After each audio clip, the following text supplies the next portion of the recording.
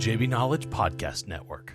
On episode 37 of the Insurtech Geek Podcast, talking about all things Insurtech with Bobbie Shrivastav from Benekiva.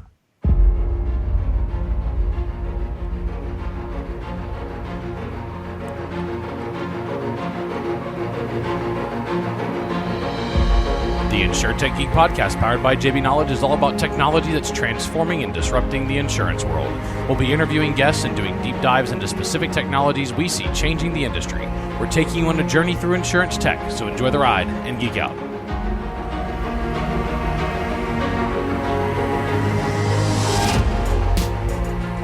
Oh yeah, it's another Friday. Tell you what, it's fall time, and of course fall time for me means football time. That's right. It's the leisurely distraction on Saturdays that gets to take my mind off everything. I am so thankful we have football back in the great state of Texas. Those poor folks up in Big Ten country had to wait and wait and wait and wait. California, I mean, geez, it's all what a mess. But my Aggies beat Florida. It was a good game to go to, Rob. I got to tell you, happy days in College Station. Very sad days in Austin for those sad little Longhorns. They of course lost to OU and some overtime.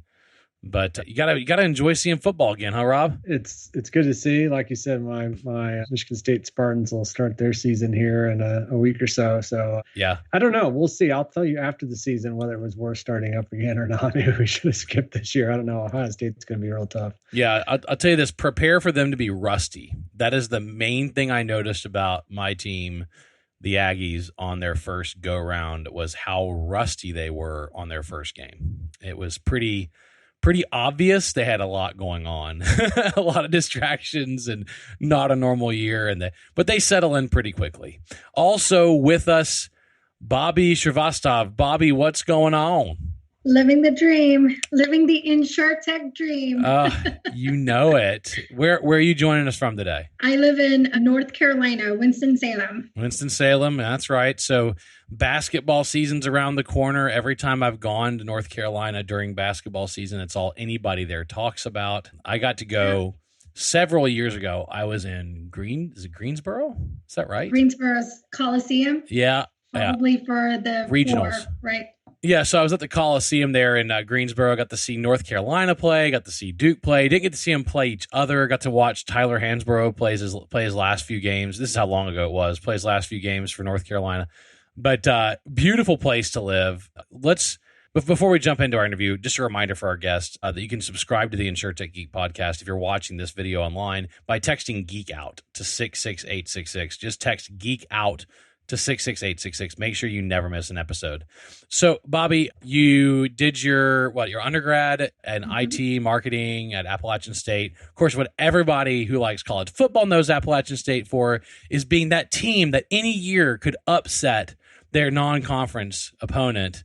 And they did to Mr. Galbraith's arch rival, University of Michigan, if I'm correct, Rob. That's right. Love App State. Yeah, exactly. Of course he does. He's a Trojan. That was years ago. I know. It was years ago. He still loves them, though. It's still fun to love the upsetter of things. Then you went to Western Carolina. You got your MBA from Wake Forest. So you've done your rounds in the educational arena. What did you grow up wanting to do? First off, what was childhood career aspiration? And then what'd you end up in and how'd you wind up in Insurtech? Can I be very honest? Yes, please. So, growing up, I wanted to be a developer. I mean, a software developer. Nice. That's exactly what I ended up doing right out of college. So you see the information systems and marketing. I also did a minor in Spanish and a minor in interdisciplinary studies. As you can see, I love learning. So I eventually want to get my PhD. Haven't picked a topic, but I just thought at that time, back in 2000, I fell in love with both marketing and IT. And I wanted to do a blend of both. Most of my friends weren't doing a blend of both, but it was a great experience doing that. Yeah, I started out Texas A&M in computer engineering, switched into computer science. Computer engineering was more hardware heavy. Computer science was really all about software dev. And after 2 years, I was like, man, I've been doing this since I was 11, because I started writing software when I was like 11. Then I plowed through about 8 languages through an engineering high school. And I was like, man, I am tired of this. I got to do something else.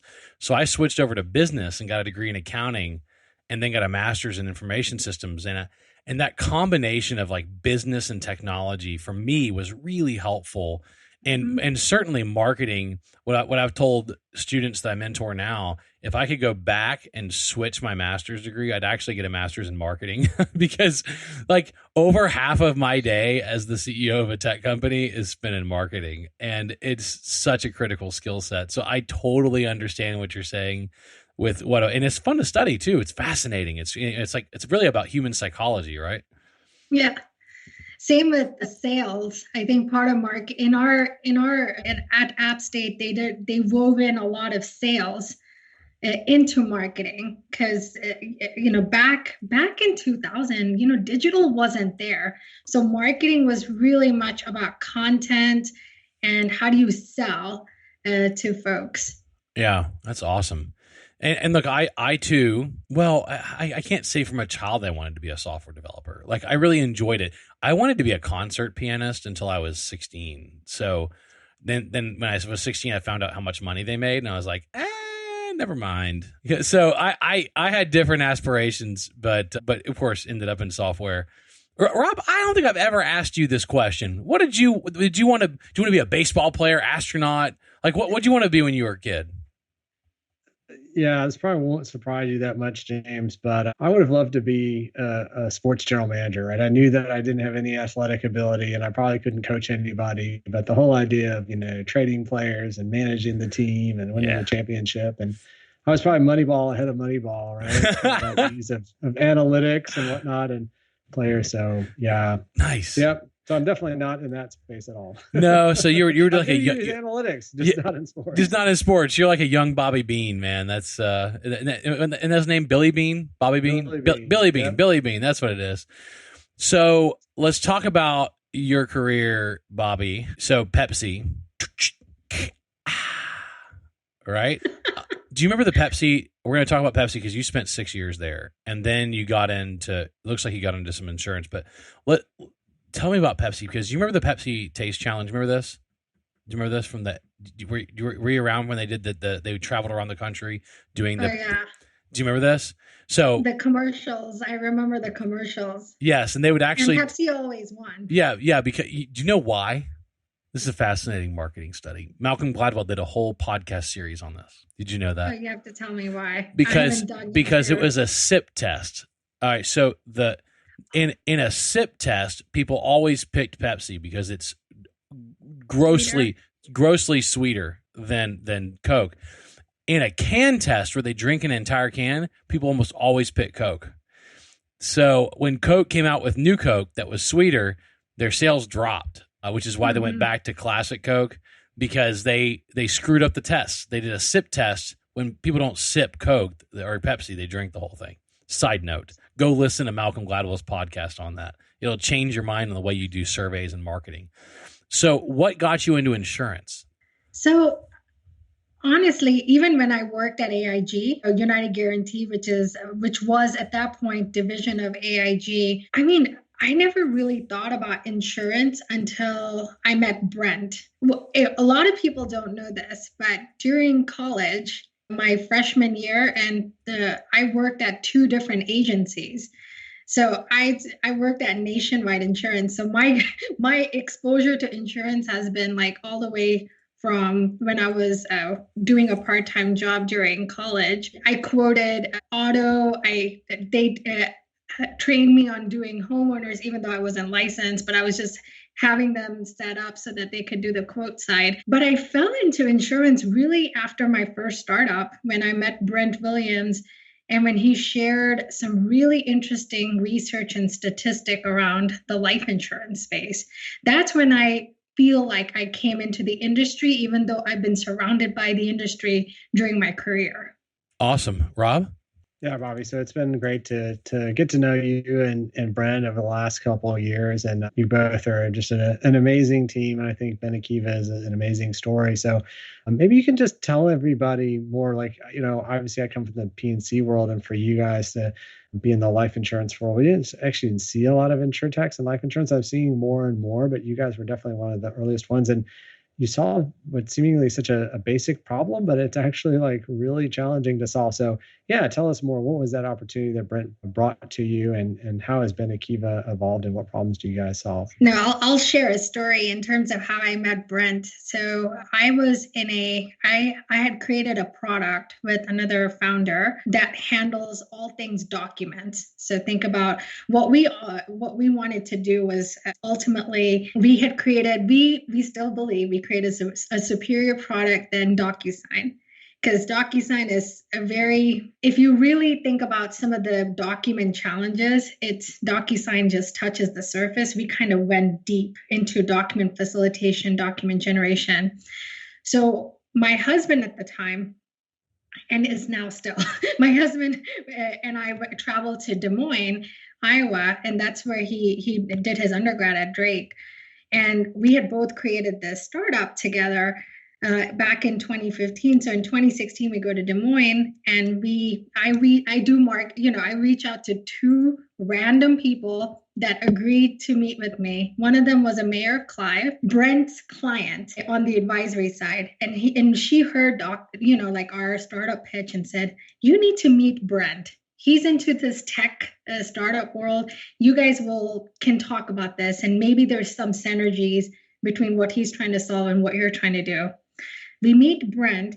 Initially, he tries to sell us financial advisory products and then we're like, no, we're more interested in what you're doing in the startup world. And he shared a statistic that 68% of claims go unclaimed for one reason or another, which was totally shocking, because it's like, how is that true? Like, I had just bought life insurance because we have a 1-year-old daughter at the time. And we're like, so 68% of them don't get the money. They're like, nope. And the claims process is even worse. So he started sharing a lot of the research that he had done. And coming from a document side of the house, when he was talking about the claims process and other challenges, we were like, okay, we can solve this. We think we can solve. We fell in love with the problem, to be honest with you. And that's how we started Benekiva. And that's how I learned the insurance industry because of that. Mortgage insurance is a different beast nationwide. And the agency side was a different beast.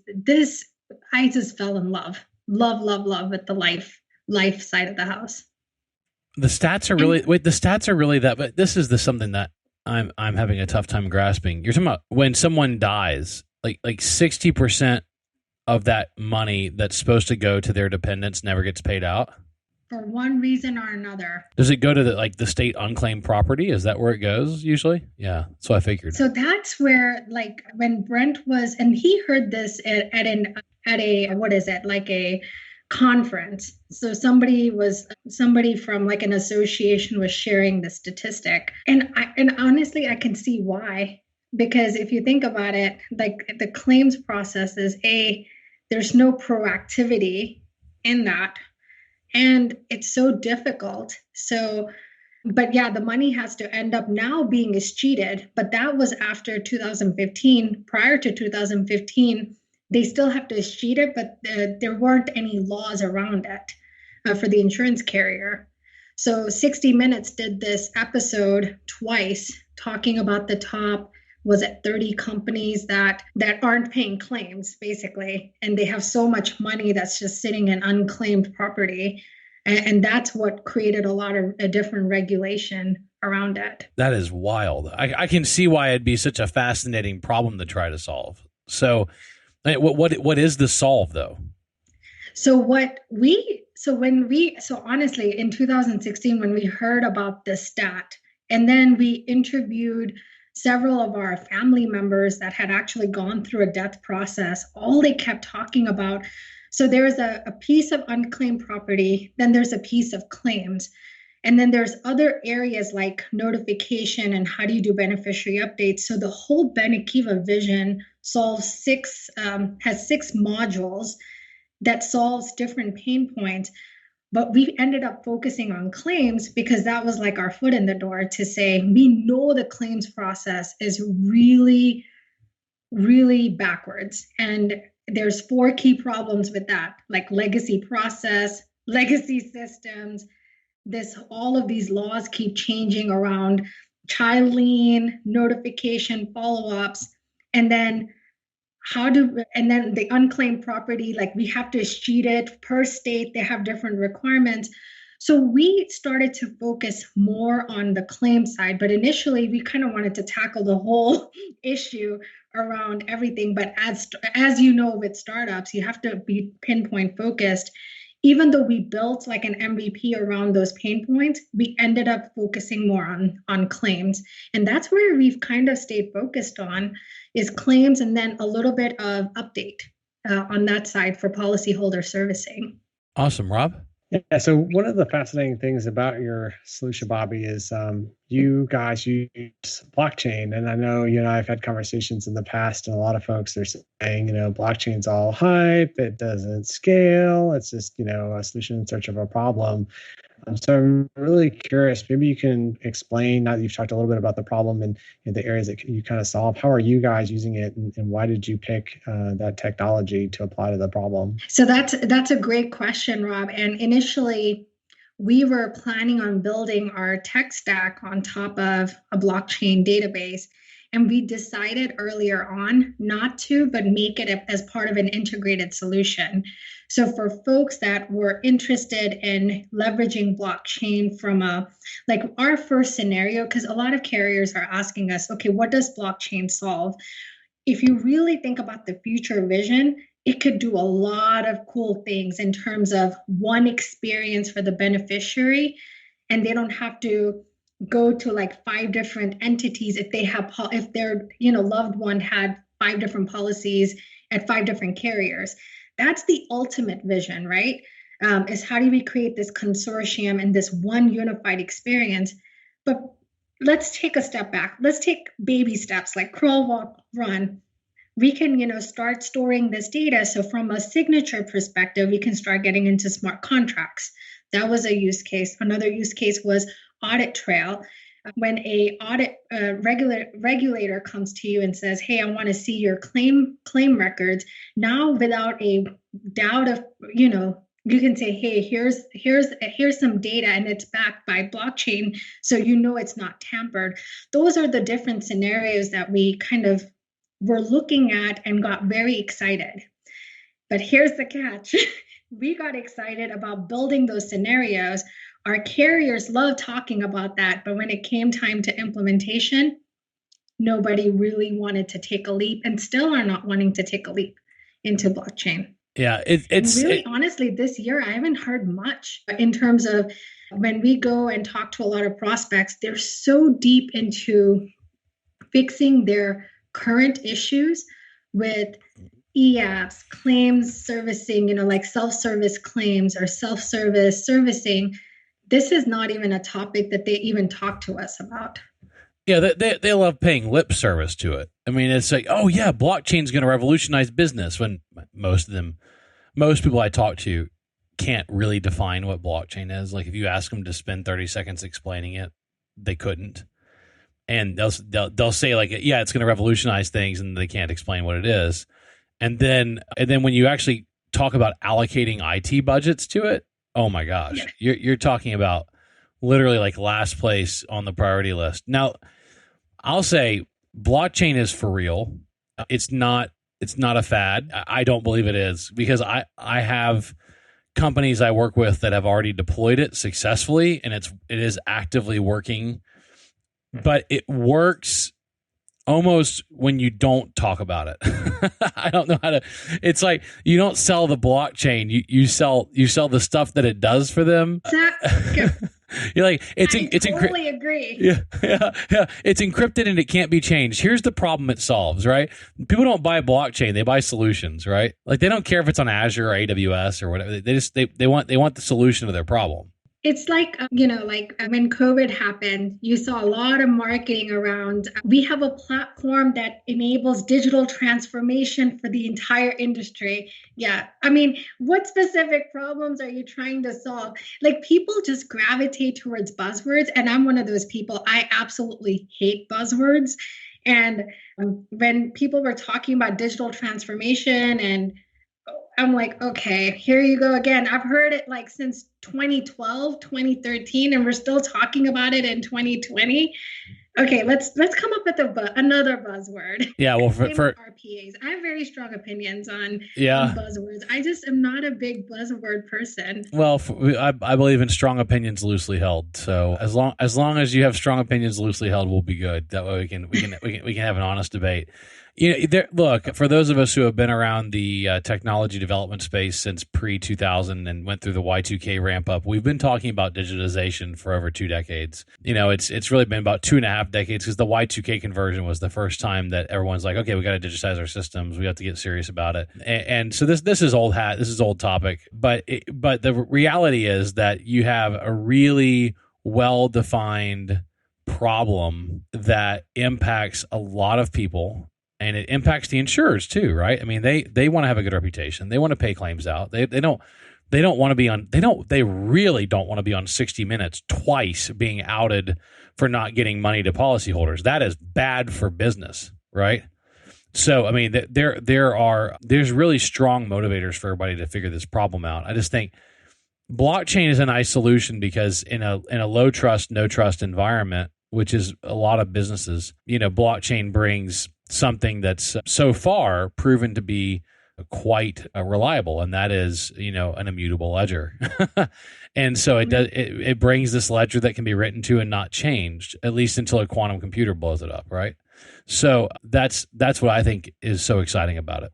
So what's actually selling right now? Because they're not buying blockchain. What are they buying? So they're buying a way to really, and I'm going to use a buzzword, loosely coupled buzzword, but they're really buying a claims transformation solution. And when we talk about that, it's claims intake all the way to payout, including audit features, including like how do we trigger new business. So we built a platform that enables carriers to go self-service with their claims. If they can't go self-service, enable it for their phone team. So they don't have to be on booklets of scripts to say, what questions do I ask? Or did I ask the right questions in my customer management system? We've configured the system so that they could do that claim intake through Benekiva. They have a workflow solution. They have a requirement solution. So there's no guessing game when it comes to adjudicating the claim, as well as how can we start to move the needle in the life side to auto adjudicate the claims. So in the P&C world, that's a very common, like auto adjudication was happening like a long time ago. In life, paying lip service, right? People talk about auto adjudication, but there are really not many carriers are doing that. We have the capability to allow them to do that. Do you integrate with their claim system or replace it? We can do both, depending on so this is like, and we're a startup, right? And our foot in the door is we are a claim system. What we've seen though is we're replacing their claim system because their claim system can't do all of the different features and functionality that a claim staff really needs to do, as well as the experience the beneficiary is really asking for. Those claim systems are really more like an adjunct to an admin system. So they do like calculations and do all sorts of admin type of functionality, which if you think about it, the claim staff maybe uses portions of it, but Benekiva can do all of that, plus have that nice front end for the beneficiary, that nice customer experience for the beneficiary. Awesome. Rob? But we do integrate with admin systems. In order to make Benekiva work, we need data from systems. So we built a very flexible integration layer that allows us to integrate with any systems, including claim systems if they really want to not replace their claim system. Understandable. Rob? So, Bobbie, one of the things when I think about you and I think about, Brent and Benekiva is you guys are so positive. I think a lot of folks in the Insurtech world have gotten to know both of you guys.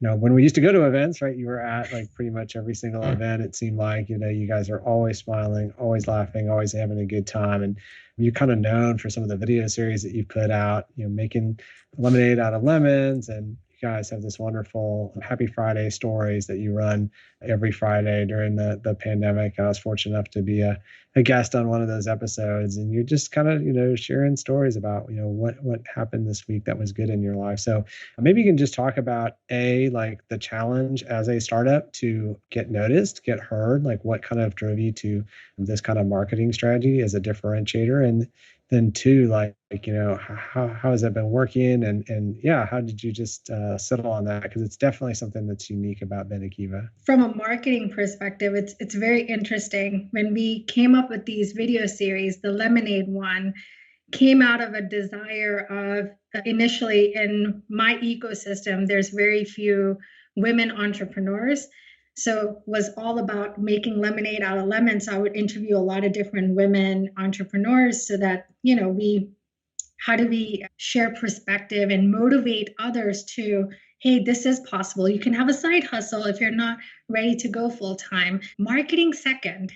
It wasn't about marketing. It was about sharing perspective, sharing knowledge.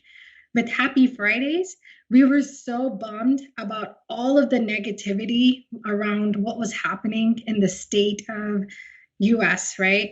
With COVID, we were hearing news blasting like 1,000 people died. I mean, it was just sad news. And we were seeing our fellow Insurtech companies, telling us, hey, our investor pulled out.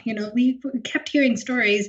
So the whole Happy Friday the concept came of how do we spread happiness?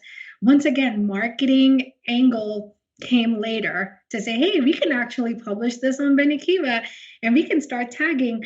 It was like an afterthought. So I think some of the good marketing, you don't think marketing first. It's like an afterthought. I think that's been like our success is we don't think about how do we get new customers if we produce this content. The minute we do that, we don't get that.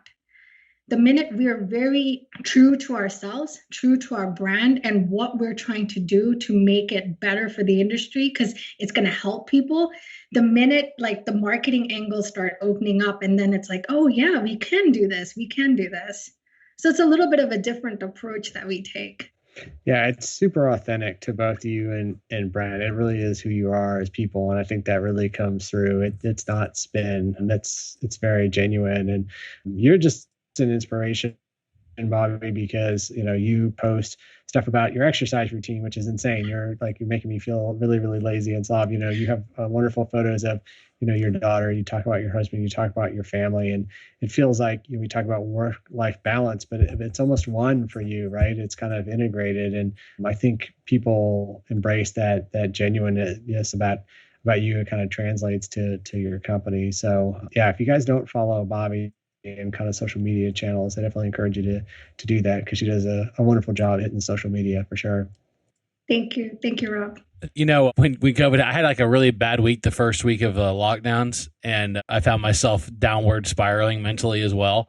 And best way to get out of it, I deleted all my news apps off my phone. I deleted all the social media off my phone, and I left social media on my iPad, which I only touched at the end of the day. And so my phone has literally no alerts that come up on it at all. Literally there's nothing. It's all my like workflow tools and stuff. So I have a lot of apps on there, but no news, no social media. And it was amazing how much better I felt. I really felt a lot better about things. It's like, okay, I can just deal with what I got to deal with. And I started setting like these insane objectives for my COVID lockdown, like I'm going to do this and this and this and knocked it out. So I'm glad to hear I wasn't the only one who was like sick of the negativity and was like, no, we gotta focus on what we can control. Let's wrap up with this. What does the future, because you're really focusing on the claims process and on the claims problem, and you've already accomplished some really neat things in the area of trying to bring auto adjudication to the life insurance claims process and trying to transform the relationship between the claimant and the payer. But what's on the horizon? Like what's 2 or 3 or 4 years out that you'd really like to accomplish? That's a great question. Right now, our biggest focus is like when I look at it from 18 months perspective. What we're trying to do is create processes and automation to even further eliminate like workarounds that we typically see in the claims and customer servicing side. In the next few years, we want to really start to tackle and crack the retention side of the house. We are starting to do that, but it's not fully there. So the whole retention piece is, if I give you a great customer experience, a claims experience, it's a horrible experience, right? Personally, but if I give you a great experience, you're going to be better off. And if I engage the agents and financial advisors, now they have an opportunity to do true retention with the assets. So based on our research, 4 to 6% of the time, their assets are retained. 94% of the time, the asset leaves the insurance carriers. And now they're trying to figure out new distribution models. They're not working their book. With our model, we have a very strong hypothesis and research that shows that how can we start to retain that asset in-house. So that's where we're starting to work with carriers on that. I would love to see like several use cases on how we've successfully done that with some really good stats. It's awesome. Rob, your closing questions or comments? Yeah, I love the way you almost bring a PNC mindset to life, right? Is the way I would kind of summarize it. You talk about the auto adjudication, you talk about that retention, and it is different, right? You don't have that annual policy that you have in PNC, but you're right. Like we always know a positive claims experience, you can create a customer for life or gain a new customer through that experience. And again, I think the analogy to auto insurance, people that have been in an accident and they may have to deal with not their insurance company, right, but another insurance company. If somebody else was at fault and they have a really good experience with that company, they might switch and become a customer of that company. So I just love that you're kind of bringing this new and innovative approach to the life insurance side. Just curious, what has the reception been so far from the carriers that you've worked with? And then, what are you looking for? Who are you hoping to partner with? Are there, new leads that you're looking to gain, or who would you love to connect with? Well, we've been blessed, like with the pandemic, like it's been, we've actually been a COVID positive company where we've been experiencing a lot of growth. So our team has grown exponentially in the last few months. I'm hiring if anybody's looking for a role. But on the partnering side, I'm looking right now actively to partner with data companies, because that's another trend that I want to look at, third-party data, and how do you make that claim process even more richer that could feed into retention.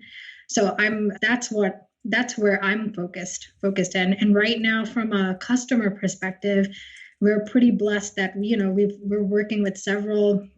We recently celebrated our first tier 1 in production that went live, and we've got a few that are in the pipeline ready to close.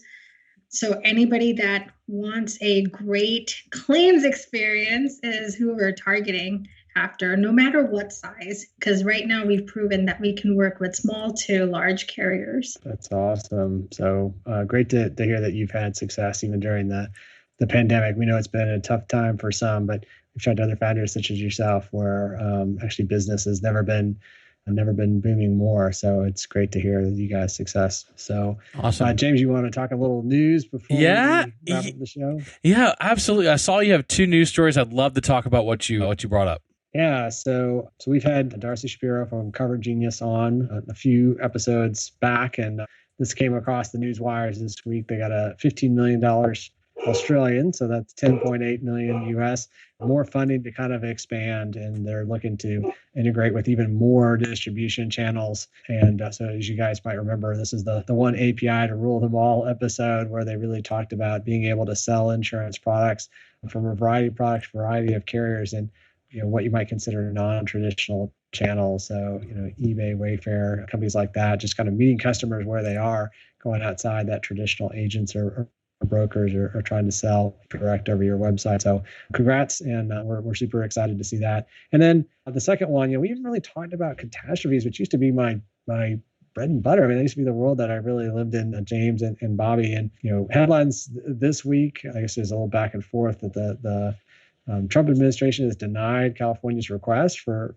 federal relief, and I'm sure that's a little bit of back and forth there. Hopefully they'll get it worked out. But just highlighted that California has actually exceeded 4 million acres burned by wildfires in 2020. This is double the previous record. And I know I lived through some pretty bad years of California wildfires when I was managing cat exposure a few years ago, and so that's not my world anymore. But we've obviously had a number of hurricanes as well. We're up to the Greek letters, right? Hurricane Delta. And I even saw a news item that said that Hurricane Delta estimated losses were 15% better than was expected because it followed and partially in the path of Hurricane Laura. So, the fact that Laura already damaged property when Delta came right around it, it actually made the losses a little bit less than they would have been. So it's been a really bad catastrophe year.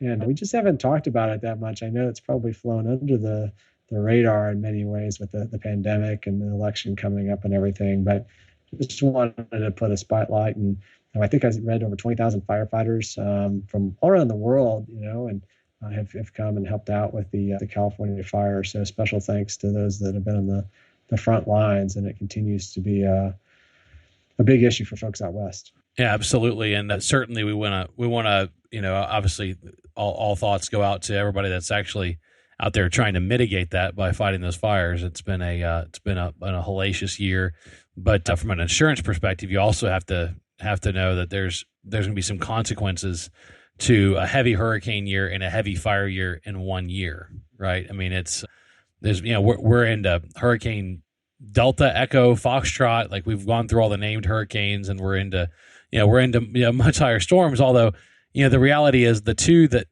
the second one that really made landfall in Pensacola, Mobile, that area was pretty rough in comparison to the late Charles hurricane was moving so fast that it wasn't able to sit there and churn like a lot of previous hurricanes did. But still a pretty heavy claim year, so you're gonna have to look at what happens to premiums. And certainly there'll be, out of all kinds of pain will come more technology too, Rob. And you have to understand that every time you have a big, bad year like this, there's always entrepreneurs and money that are looking at where the problem is and how they can solve it with tech. I do have one news story I want to close out with. This is out of Chicago. I always like to keep track of, new Insurtech startups. The founder of DataCubes, a guy named Kuldeep Malik, launched an Insurtech startup. This was just reported today, about 3 hours ago. Pretty familiar Chicago tech personality. He has formed a company called B2Z. It targets small businesses that are still run by their original founders, have up to 25 employees. It's a small business insurance provider. They simplify the language for buying process for business owners, and are trying to drive simplicity to a mass market of smaller employers. So I thought that was pretty interesting. They are rolling out coverage in 2 states, Illinois and Texas. So good to check out. Again, that's b2z-insurance.com.